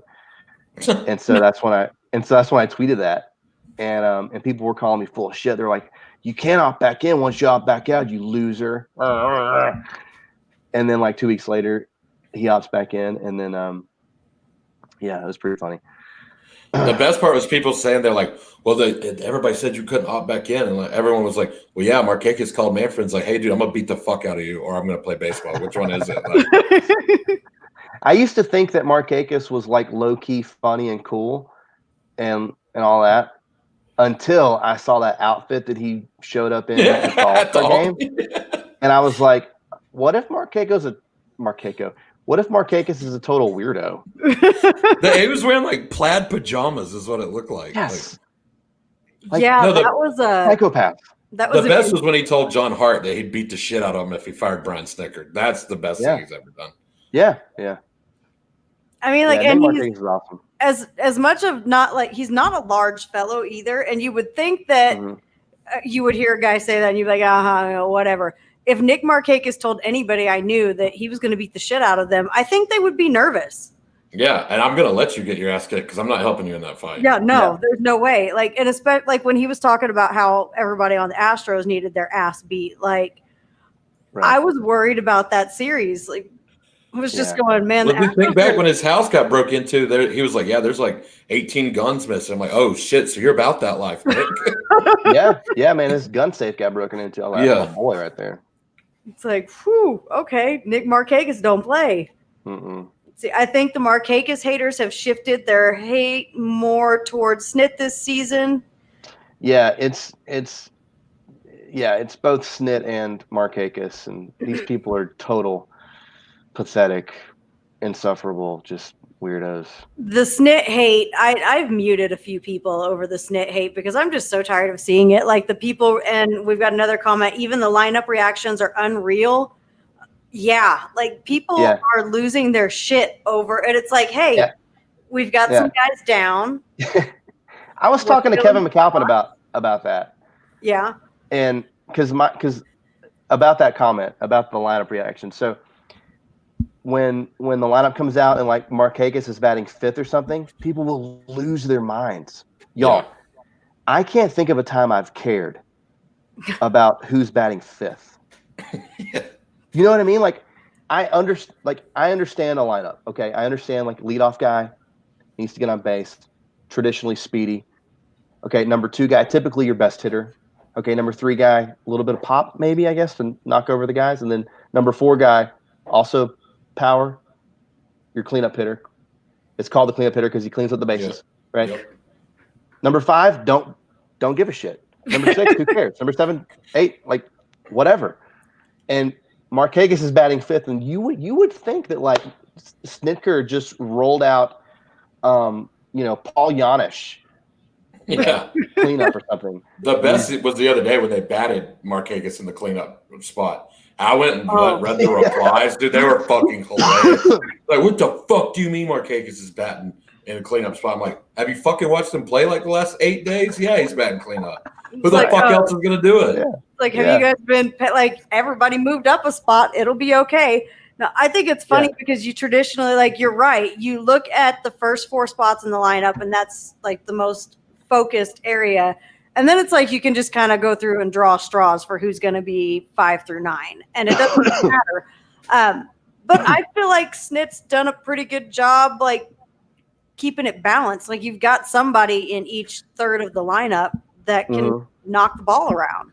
Yeah, I agree. And then there's the like last night. So I don't think. I hope some of these people are watching because they need the Lord and they just need happiness and they just need they need to understand baseball. So like Robbie Erlin, okay, y'all, guess what? Robbie Erlin is not Max Scherzer. Okay. All right. By any stretch of the imagination. Right. But the Braves are in first place. Robbie Erlin's kind of new to the squad. He's a veteran guy, and Snicker leaves him out there for the third time through the order. I don't have a problem with that. It's kind of like the movie Major League. There's that scene in Major League where it's like, show me what you're made of, man. Show them what you're made of. Just leave them in there. Last year, the Braves are in Fenway. It might have been the year before last. I can't remember. I think it's last year. Braves are in Fenway. Matt Whistler's pitching, and it was like they were trying to fill Whistler out to see if he's got it or doesn't got it, and trying to give him some chances. And I think the Braves are tied up or something. It's like the 5th inning, and there's guys on base, and Mookie Betts is up to bat, y'all. Okay, and any other manager probably yanks his ass out of the game, Matt Whistler's ass, and puts in somebody to face Mookie Betts on live TV. He leaves him in, and I remember thinking, there's a 97% chance Mookie Betts hits a bomb. Okay. But 3% chance Matt Whistler strikes this loser out on live TV and because it becomes a changed man for life. You know what I mean? And I think that's how Stinker thinks sometimes. I really do. And I think that's cool. I think it's awesome. And so all that to say, players love that shit. And that's why the Atlanta Braves are first since Snicker started and come from behind wins or something, right? Yeah. Something like that. Yeah. I mean, that's a real thing. It's nearing 100. Yeah. P.S. Go to our Shopify and buy a Never Quit with Snit shirt. Yeah. Oh, yeah. We got a banner for that somewhere. The Shopify. Real Tyler Moody says, I just don't understand leaving Ender in the lineup. That is all. Who's going to play center field? I get it, too. But, you can't. So I sound like such a homer and such a Snicker apologist. And I probably am. I don't care. I'm a replacement level podcaster. But Ender, who cares? The Braves are in first place. The lineup is so good that if Ender's your weakest link, who gives a crap? Yeah. Even though he's had some defensive weirdness, like we talked about earlier in the podcast, it seems like he might even have the yips. I don't know. I don't have a problem with Ender out there. If the Braves are struggling and they need to win a game or two, okay, whatever. I mean, I think we're in a pretty good position. I think we're in a position where you can be experimental this year and kind of see what you can do with your lineup. Yeah. You can test some guys out in other spots. Just because it is such a weird season, it's not like you don't have to carve everything into stone right off the bat. There's going to be a lot of playing around with what you're doing. Right. Quick Benson says the job of hitting 5th is still cleanup, in my opinion. It's not a home run, but Cakes will at least single one in, hopefully. Yeah, that's true. Yeah. Cakes has got them doubles down. I mean, he's climbing the list. That's what I was going to say a minute ago. If you've got a runner on, traditionally speaking, if you have a runner on second and a runner on third and you hit a fucking double, that's pretty good. Typically speaking, you're going to score those 2 runs. So. Yeah, right. Yeah. So if you're batting 5th and you got 4 guys in front of you that can get on base, I want a dude that slaps fucking doubles for a living. Batting that 5th hole, Yeah. I mean, I don't care if he's not hitting a home run every time. If he's hitting a double every time he's up, which he usually Even is. a single, I don't care. Yeah. You're on base. If you're making it, that's all that matters. Now I want to talk about replay. Fuck replay. Yes. I know it seems like, and especially there's been a few questionable calls just in the last week. Do you guys feel like sometimes these umpires are over there, gathered around their little screen, watching the replay, and the guy's like, y'all got to back me up on this. Don't make me look like an idiot here. Yeah, I can see that. Some politics going on? Oh, yeah. My thing with replay is either get it right or get fucking rid of it. If you're still going to get the call wrong, what's the fucking point in wasting 2 minutes replaying it? Not even that. To me, it's not even the time, even though, Cake, the time that you're waiting is annoying. Yeah. The reason I hate replay is because it's ruined 2 dynamics in baseball to me. Okay. Think about this dynamic. 2 outs, a guy on 2 outs, bases loaded or something. A guy hits a gapper and somebody makes a diving catch. Well, that's not replayable. Sorry, I'm losing it. Think about an end of the inning play that's reviewable. He's out. Commercial. You're throwing shit. You're throwing your beer. You're throwing your butt heavy. You're pissed off. You know what that's called, Cape? That's called sports. It's called being a fan. It's called sports. Yeah. And that is gone now, right? It's gone. So these things, I mean, imagine like the 92 Sid slide. Oh, right. Can you imagine if the replay was around then? It would totally change that dynamic. The second thing it's done is it's totally ruined the manager umpire confrontation. Yeah, that's true. For the most part, I mean, there's still a little bit. I am going to tell you though, could you imagine if they had replays when Bobby Cox was a manager and they got one wrong though? Oh my God. Yeah. We think Bobby Cox got ejected a lot before. That man that man would never finish a game if replay existed in the Bobby Cox era. I don't know. I think it'd be less. I think it would be less. I think it would be less. Because sometimes sometimes they turn it and they get it right a lot. So if the Braves are challenging something, a lot of times, sometimes they'll win it, you know. And so I think it'd be less confrontations, less Bobby cussing out umpires. And see, I live for a good bench clearing brawl. I live for a good. You're an American. You're ripping the shit out of an umpire. I think that's what makes baseball fun to watch. This year it's hilarious though because when they come out to have that conversation with the ump, now you see them both like pulling their mask up, getting ready to yell at each other. I'm like, this is so fucking dorky, dude. Like, just go back to the dugout, yell at him from there. Like, it's so dumb. It's so dumb. Braves are legit. Says Ender was safe. That's an example of a call we didn't get. That tag that Johan made the other night, that should have been. I mean, you know. Oh, the one that was right across the top of his damn hand. Yeah, before. Yeah, that was a bad review. See, that's why I kind of feel like every now and then they're over there going, even if like, oh shit, I was wrong. Back me up. Probably. Why? Because they don't want anybody to know a computer can do their job better than they can. Exactly. Not that I'm for computers in baseball, but probably don't want that to happen. I'm 100% anti-replay. Same. Yeah. That's good to know. We're all on the same page there. Replay is stupid. I mean, it's been beneficial to us a few times, but I think it's dumb. Who cares? It's good to be mad sometimes, you know? I love it. Sometimes you're going to get a call that's stupid and they're going to be showing it on the big screen. You're going to be yelling and throwing your butt heavy, Cape. And, it's like that's the beauty of sports. Sports is fun. I don't waste beer, sir. You don't waste beer. Let me throw in his nachos before. And if I throw a Bud Heavy across my house, Brittany's gonna beat the shit out of me. So, dude, I drank a Bud Heavy for the first time 2 weekends ago. I thought about you 2 weekends ago. I was in Dallas, Georgia, with my brother, and he got some Bud Heavy, and I haven't had Bud Heavy in years. Yeah, right, in years, and as of late, I've been like on this hipster IPA kick or whatever, you know, and going from that to a Bud Heavy, and there's also some Busch lattes involved. Going from like your IPAs to like a Bud Heavy, like I forget how light. Like it was good. It was not bad. It was good. That's what's funny. Everybody thinks. I mean, there's always Bud Heavy at my house, but I mean, I'm also a craft beer drinker too. So, like, if I drink a shit ton of like IPAs or double IPAs, and whites and stuff like that, I'll come back to a Bud Heavy. I'm like, dude, what the fuck? This is like Michelob Ultra. Like, right, exactly. Yeah, that's funny. All right, so we're going to talk about if the playoffs started today, what that would look like for baseball. So we're going to start with the American League.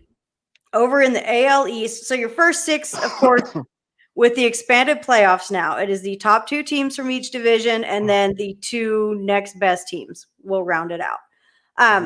So if it started today in the American League, from the East, you would have the Rays in first, and the Yankees 5 games back in second. You would have the Indians in first. Whoa, when did that happen? I just completely missed that whole thing. The Indians in first, the White Sox 1 game back. the A's in first in the West, the Astros 2 games back. And then your next 2 teams are going to be the Twins and the Blue Jays. What do we think about that, fellas? I don't know anything about that because American League Baseball is not real baseball. So. Oh, stop it. Whatever. Oh, my God. I literally said that for a reaction. Oh, my God. That's awesome. So I can I just say I used to be anti-DH, and I have totally changed. Oh, I love it. I changed, and I didn't change this year. For the record, I didn't change this year. I changed like last year. I'm watching Fulte bat, and I'm thinking, this is a bunch of bullshit. And I got in some Twitter battle with some losers, some stat head losers, who were just yelling at me about, liking the DH and stuff. And I looked into it. I looked into like the 60s. I looked into like the 60s and who the best hitting pitcher was in the 60s, right? And it was Warren Spahn for a couple of years. Okay. And he hit like 220. And that was the best hitting pitcher before DH. Yeah. And so, long story short, newsflash, pitchers have never been able to hit. And the reason is when you're in the lineup every 5th day, you are at a direct offensive disadvantage than everybody that's in the lineup every day. Yeah. That everyone that gets 4 or 5 unless you're Babe Ruth every day. Everybody's like, what about Babe Ruth? They're drooling at the mouth. Yeah, you're talking about the number 1 WAR player ever. Yeah, it's a unicorn, you idiot. Shut up and log off. I mean, the man literally has a WAR that's untouchable. I don't know anybody will ever touch Babe Ruth in WAR. So every now and then you get that one freak of nature guy, like the Jose Fernandezes of the world, that can just kill the ball. But yeah, he was pretty special. Yep. I was at a game when he hit a game-winning against the Braves. Yeah, that's the one you were commenting when we were talking about last week because I said, what's his name was a sissy. Kelly Johnson? Because he ran from third base like he's going to do some shit and hit behind the umpire. Like if you don't directly remember it, go back and watch the video. This man runs like a 4.4 40 from fucking third base to the fight and then immediately hides behind the home plate umpire. Kelly Johnson did? Yes. Go back and watch the video. Yeah. I didn't know that. I'm like, bro, that's some. What's the point in even fucking Usain bolting your ass over there if you're not going to do anything? That's pretty funny. What year was that? We could pull that up while we're talking about this other deal. That was like 2013 or 14, 13. The Jose Fernandez game I was at, I think it was 2016. Was it? No, it might have been 2015. I don't know. Was it the one that was his first home run, wasn't it? It was the last year at the 10th. Because that's what started it. He stopped and looked at it. And that was where the big issue was. There we go. I found it.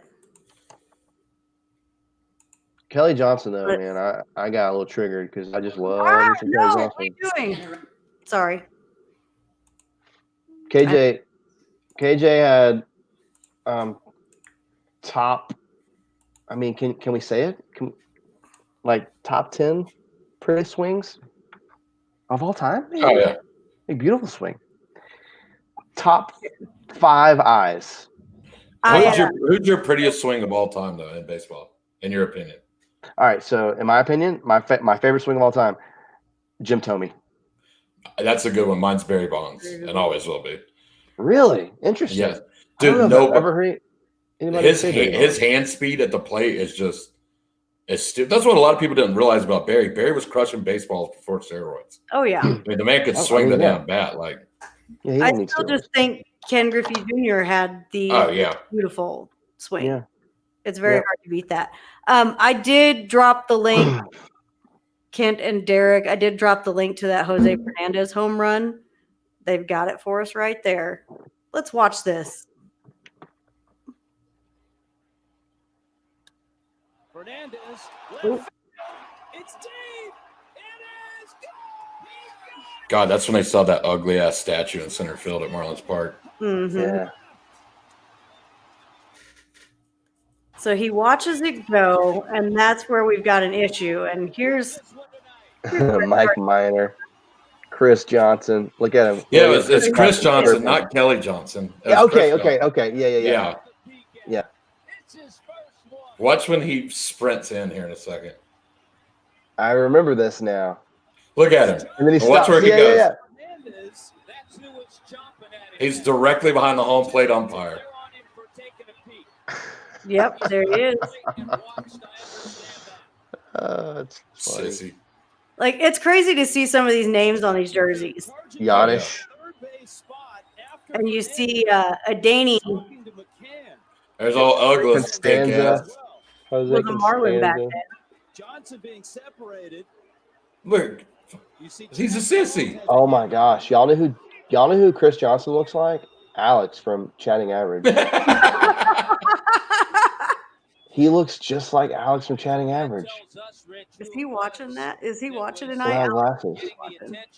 I don't remember Paul Giannis being that big. That's a big guy. Placido Polanco. I what a weird always dude. forget about how thick Ugla was too. That was a thick boy. You forget. You I don't have- realize how big all those guys are until you. Yeah. You know what? see them in I person. have a pair of Dan Ugla's game-worn pants hanging up on the wall over here. You want to know how thick Dan Ugla was? I got the measurements. Dang. Yeah, you're saying you don't realize how big they were. I went to Angels spring training in Arizona earlier this year, and like Shohei Ohtani walked right past me. I'm like, that motherfucker's huge. Like, he don't look big at all on TV. Like, height-wise, he does. He's fucking huge. Like Chipper's a huge guy. Oh yeah, Even like the smallest guy. Like I saw Martin Prado in person once. That's a big guy. yeah. See, they were about to show Chris Johnson, but Yeah, like I guess the issue was that he spit as he was rounding third. yeah, they'll show Chris sprint in just a second and hide right behind them. See, Brian Where's he at? McCann should just let There that. he is, right behind the umpire. I remember that now. Look at Alex from Chatting Average. Holy shit. That's funny. Yeah, he spits on the third base bag when he ran past it. That's funny. Good memory, Kate. Yeah, when I see a sissy man, I remember it.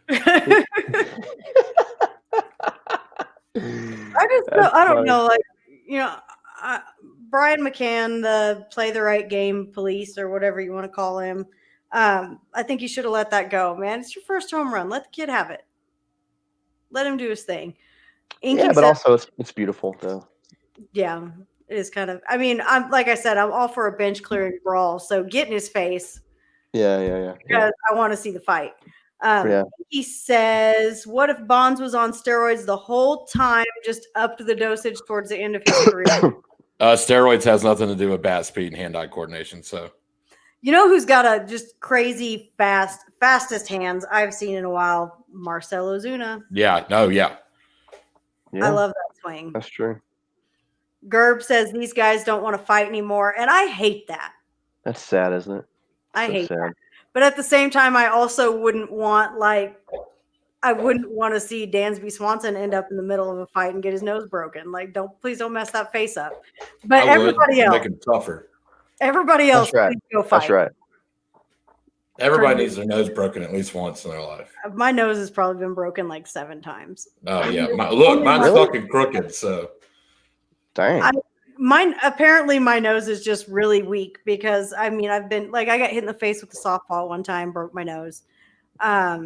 Dodgeball, somebody hit me with a 4-square ball one time and it broke my nose. I got head-butted on accident. Some girl that was drunk at a party tripped and fell and hit me in the face, broke my nose.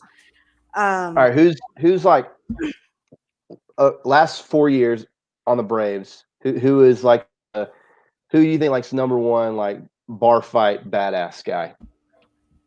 Like the last guy you want to mess with at a bar. I got mine. last 4 years, Over the last 4 years, I've got mine. dude. Honestly, Nick Markakis. That's a good pick. Yeah. Because Nick Markakis is a dude that would just literally shatter a fucking beer bottle and shank your ass with it. Like, Yeah, probably. he's not even fighting. Like, Yeah. Last 4 years, Yeah. I don't. Donaldson would get really hot. Like Donaldson was a hothead. Like I don't think I would want to fight him, even even though he doesn't sound as tough. I don't think I'd want to fight Josh Donaldson. I don't know. Matt Adams is a good one too because that's a big son of a bitch. Big man. I equate when I see a country boy, like a real country boy, I'm like, Yeah. that guy. That's the guy. Yeah, And so redneck strength, son. Right. Johnny Venters. Oh yeah, I could see that There one. you go. Johnny Venters. Last guy I would have messed with in a bar. I bet Johnny Venters had a hog leg too. Oh, can I say that on here? Whatever. I don't care. Yeah, probably. Somebody said Tyler Flowers. I mean, he's a big guy. I don't know. Tyler's a weird guy. to me. All your punches would probably get right past him anyway. So Cody That Penn was says 4 square balls were a legit weapon. Kids melted in gym every time back in the day. You know what? Like, I hate that my daughter was like, we played dodgeball today. And I was like, oh, you did? Like, I got all excited. And she was like, I got hit and I didn't cry this year. And I was like, this is what I love about living in a teeny tiny little town is the PE teacher still gives zero shits about anything like that. These kids play dodgeball. That is amazing. Like they're killing each other on a daily Dude, basis. the noise That's that a amazing. 4 square ball would make when it hits you upside the fucking head. I can still hear that noise in my head today. And Just I'm 30 that years old. bang. Yeah. That was, you knew somebody got, yeah. you could hear it all the way across the I can hear that sound right now. Tyler fantastic. Flowers can't block a punch. Inky Tyler- says Will I Smith. love Tyler Flowers. That's a The good that's a good question of the day type thing. The only negative thing about Tyler Flowers to me is the fact that he drives a Dodge Viper. Like, what kind of loser? Does he really? He has 5 Yes. kids and he drives a There's dog. only 2 people on earth that can drive a Dodge Viper, and that is Hulk Hogan and Bill Goldberg. Other than that, nobody else should be allowed to drive a Dodge Viper. The only reason I know Goldberg has one, I met him at the Dawsonville outlet, and he was driving a Dodge Viper. You met Goldberg at the Dawson. He used to and he live was before he driving a Viper. That's Yes. amazing. He That's used amazing. to live in Dawsonville before he moved to California. Why would That's so somebody funny. with 5 kids own a Viper at all? Like that's I mean, I don't think it's his daily, Tyler driver Flowers car, has like- 5 kids. yeah. Somebody fucked him 5 times. Hey, man. Hey. Well, I mean, he's a Major League Baseball player. Yeah. So. Yeah. I mean, They got money. 5 kids. The last one was just born last year, remember? Like Oh, in yeah, the that's right. season. Cody Pinson is right. The ball would go pating every time it hit you upside the fucking head.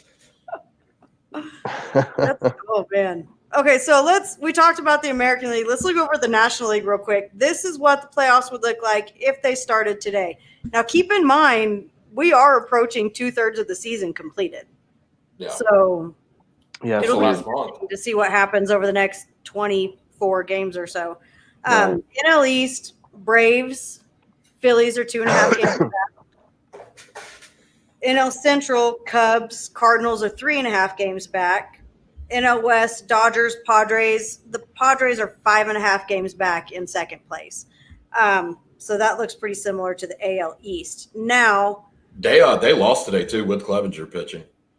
oh really? Yeah, it's 2. I hadn't heard- That's what I was watching when we first got on here. It was 2-0. I did see Clevenger pitching, but I missed. You know what? I forgot, and I know Ashlyn's gonna come at me because like that's her boy or whatever. That's an ugly son of a bitch. Oh, Clevenger? Yeah. Dude, he Super is ugly. fucking ugly. He looks like a fucking swamp monster, son. Yeah, he does. Yeah, he's not attractive at all. Like, I mean, I've always known what he looked like, but it just struck me watching the game. He and I'm looks God. like Jay, like the Jay and Silent Bob guy. Silent Bob. Yeah. Yes, that's Yeah. what I said. Yeah. Yeah, he's super He unattractive. looks like Jason Mewes. Yeah, Jason Mewes. Yeah. Oh, yeah. I am not. But I like him. I like him. I do like him, Yeah. but he doesn't do it for me in the looks department. Mm-mm. Okay, Not so your cute. next 2 teams are here's how sad the National League looks. The Marlins with a 500 record, and then the Rockies with a 486. Yeah. I think the National League is up to the Dodgers and the Braves, especially if the Braves get healthy going into October. If Yeah, they can get some kind of semblance of pitching back going into October, it's either the Dodgers or the Braves to take it. That's the Dodgers right now. I mean, yeah, absolutely. I Yeah, mean, the I agree Dodgers with have a 28-10 record. Nobody else is even touching that. Is their record really 28-10? I didn't realize that. 28-10. The Braves, like Lord. your three top spots in these divisions. The Braves are 22-14, the Cubs 22-15, and then the Dodgers are 28-10. Yeah, but look, and I hate to take anything away from the Dodgers, but they play in the fucking NL West, and they're having to play the AL West this year. Yeah. It's not like the teams they're playing. I mean, now the Athletics have played great this year, and the Padres are playing a lot better, but still, like, you're playing Western Division teams. That's true. That's true. That's true. Because you've got, I mean, you're looking at the Rockies and the Rockies are very close to a 500 team at 18-19. The Giants 18-20, the Diamondbacks 14-23. I mean, the Pirates are the only team that's like they're 11-24. Yeah. I think the Braves are going to win the World Series, and there's going to be an asterisk. Yep. And they won't win another one until I die. That'll be my luck. It'll be the shortened season thing, just like it was last time. Yeah. And then Trump's going to win the election, and there's going to be an asterisk. And so we're not going to know who the champions are or who the president is. In 2020. And it's going to get weird. I mean, it's already pretty weird for 20. And nothing at this point in time, anything could happen in baseball, and I wouldn't be surprised. Yeah, that's true. Anything could happen in the world, and I wouldn't be surprised anymore. Hasn't like Kim Jong-un from Korea died like 4 times this year? He's been a coma. He's been in. Yeah, what happened to that guy? Every 2 or 3 weeks, I see a TMZ article. Kim Jong-un is pronounced dead, and then like 3 weeks later, he's pronounced dead. I'm like, what's going on with this motherfucker? Like he's in, like he'll be in a coma. They'll post something about he's in a coma, and then his sister is poised to take over, and then he recovers, and then he looks bad in public, and then he's in a coma again. I'm like, are they pulling a Weekend at Bernie's with us on this dude? I think his sister's trying to have him killed. What a weird guy. Might be. Yeah. What a weird guy. He is an odd fella, but he's like homies with Dennis Rodman. You kind of have to be a little on the weird side for that. Oh, yeah. Dennis Rodman's a weird dude, man. Dude, I completely forgot about that. No, not about them being friends, but at the beginning of 2020, the diplomat we send from America to go talk to North Korea is fucking Dennis Rodman. We should have known right then and there this is going to be a fucked up year. Hey, listen. Like everybody got mad at Trump for meeting with him, and I was like, I think it's cool. And then Trump there's like videos of Trump showing Kim Jong-un like this video on his iPad. Do you remember that? Yeah.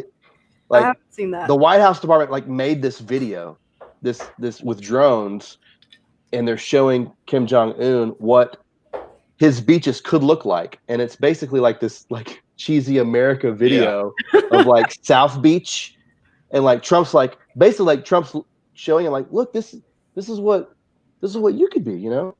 Another funny thing from that, so when they met at the DMZ and they looked at Trump and they're like, no U.S. president has ever walked across the DMZ line, and fucking Trump like Deion Sanders high kick steps over the DMZ line. I'm like, dude, you're such a fucking goofball. But I thought it was funny because you got to kind of meet people where they are, and I think Kim Jong-un is a giant 11-year-old, and so you're showing him a homemade video that you made of Miami. You're meeting him at his level, which I think is what happened there. Well, I mean, look at his dad. His dad told everyone that he was the largest drinker of Hennessy that's ever lived, and said he played the best round of golf ever, which was 18 hole-in-ones in a row. I forgot about that. That's a record in Korea. Like, he owns the world record in Korea for the best round of golf ever That's played. so weird. Show me any guy that can hit a hole-in-one on a par 5, and I'm gonna be pretty impressed. But Inky says Kim Jong-un is the Ender Inciarte of dictators. No power. yeah. I isolated and no power. That's fantastic. Well, guys, do we have any closing thoughts for the night? We won't keep you any longer, Josh. We've had you almost 2 hours. Oh no, I've thoroughly enjoyed myself. It hasn't felt like 2 hours. No, it's been a good time. It's been quality fun. Good show. Kate, you got any closing thoughts for us? Nah, be good. Everybody go check out the Knockahoma Nation podcast. It's a good podcast. You can hear Josh say some more dumb shit on there if you want to. Yeah. But it's good. Yes, Josh, plug Knockahoma Nation for us. We'll give you all the time Yes. you want to. We're the nation's leading replacement level podcast. Yes. So check us out, knockahomanation.com, Spotify, Apple, Castbox, Ooh, Castbox. Twitter. I forgot about that one. Castbox is low-key quality podcast app, in my opinion. I don't know. I think I have that on my phone, but I haven't really used it. Yeah, I like it better than Apple. And I've got an Apple phone. Yeah, that's usually, I usually use it just because it's all right there and it's on the front page of my phone. And I'm too lazy to scroll for anything else. But What if the Inky Ghost guy is like, what if it's God or something? He always tells us he loves us eternally. Yeah, he posted a chug in one of my chug threads once with like a bandana from his eyes down and like drank the beer under the bandana. This is Dude, awesome. Okay, I got to be honest with you, man. Okay, so real talk. So the chug thread, I'm like, not again, Lord Almighty, and I'll kind of ignore it. Okay, and then it was last week during the Yankees series. Yeah. I clicked on one of your stupid chug threads the morning after. Yeah. And I went deep into it, man. And honestly, I had a good time. That's fun. Like I had a good time, and there was a bunch of Yankees guys down there just like having fun, chugging. That's how I've met a lot of people from like other baseball fan bases. I didn't fully understand the chug thread at first, but I get it now. Here's what's funny. I don't think I understood it at first. Together. Okay, so you just kind of did this thing. So I was in a hotel room in I was in Arkansas or somewhere, and I just pounded this like 25-ounce Budweiser. I was already drunk, posted the video, and then like other people started posting videos of them drinking beer. And I'm like, well, fuck, let's just do this once a week. And then it kind of became like this thing. So, well, everybody will be glad to know you will not be seeing any chug threads the month of September because I'm doing a sobriety month. So, oh, okay, well, good for you. Good luck. Yes, yeah, I'm gonna need it. We're taking a break from the drinking on the show, as you will see. For anybody that's wondering, my giant glass bottle that I've had all night is tea. If you want to do like a Seagram's ginger ale chug thread, man, like hit me up. I don't drink liquor. I do. No, ginger ale. Yeah, we can do that. We'll chug tea and ginger ale for the month of September, and we'll let it roll. It'll be a good time. Ginger ale's hard to chug, though. It's like really, you get real bubbly in there, and then it starts to burn. I love ginger ale. I do too. Me too. But that would be a very difficult chug, I think. Especially when I have an upset tummy. I really like ginger ale. It's a good ginger ale is the best. There's nothing better than home with a stomach bug with a 2-liter of ginger ale propped up beside you. Just yeah, right. Biggest straw you can find. Yeah, right. And some new girl on the Netflix, and you're just in your little fleece throw. That's the way to start the day. Absolutely. Yeah. So, Josh, definitely want to thank you for joining us tonight. We've had a great time. You are welcome back anytime. I hope you guys didn't lose any subscribers tonight. Oh, don't worry. We do something every week that loses a few people. Like, yeah, I'm on this podcast, so we make somebody mad every week. Welcome to the club. Somebody's always, we trolled the Astros fans with those T-shirts and made a lot of people mad. But bro, they got us banned. What was that site? Spring Tea. Banned from Teespring. Oh yeah, Teespring. Yeah. Are you serious? They like contacted MLB and they like cease and desisted our Teespring. Are you serious? They didn't even, and because we made two different. We were just joking around. We made one of Laser Laureano. Ramon Laureano, yeah. And Joe Kelly, and they said hero on them. No way. Dude, Astros fan. Dude, within like 5 minutes of being posted, it was like retweeted like 40 times, and it was all by Astros fans talking shit. What a bunch of losers. It was beautiful. Just own that you cheated and shut it. Just own it. Make it part of your story and have fun with it. See, if I was playing for the Astros and we got called, I'd come out and be like, yeah, we cheated. So the fuck what? We also won a World Series. Get the fuck over it. Like, God bless America. That's, I'm sure we made somebody mad tonight, but it'll be fine. We'll be all right. We got this. Make sure everybody that's still here with us, thank you guys all for being here. Make sure you go to backhomemedia.com. Check out the other shows we have on that channel. Growing Garden City, Sprout and Dusty show is on tomorrow night. We have In the Free Zone with Norm. We have the Parentless podcast. We've got the Ether podcast, Kansas Missing and Unsolved. Lots of stuff going on over there. So make sure you check out Back Home Media. Again, Josh, thank you for joining us tonight. Thank you, guys. Podcast. Make sure you go check us out on Shopify to get the merch. And if you like what we're doing, head on over to Patreon and show us some love over there. We've got some exclusive merchandise up on the Patreon. Josh, you guys have a Patreon as well. Plug that for us. Yeah, patreon.com/Knockahoma Nation. There you go. Yep. Well, that is the show for the night. Everybody have a great evening. Have a great weekend, and we will see you all next week. Thanks. Bye, Sarah. Well, I don't think it, I thought it, that's different. I said what I said and I meant it, or lamented. Words given weight without thought in a person, the way that I talk and the way that I ought to be able to pause and to say that the fault can be placed on my arms, to this playful assault, to disgrace in its arm. Pray for the day they could wait for the calm. You can't control the storm, only weather it, whether it's 5 weeks and 5 days of rain sideways, or scorched earth, search for death or water, left with all the thorns, with the petals gone, settle on the breath of autumn. If the ground fits, wear it, the crown fits. If the ground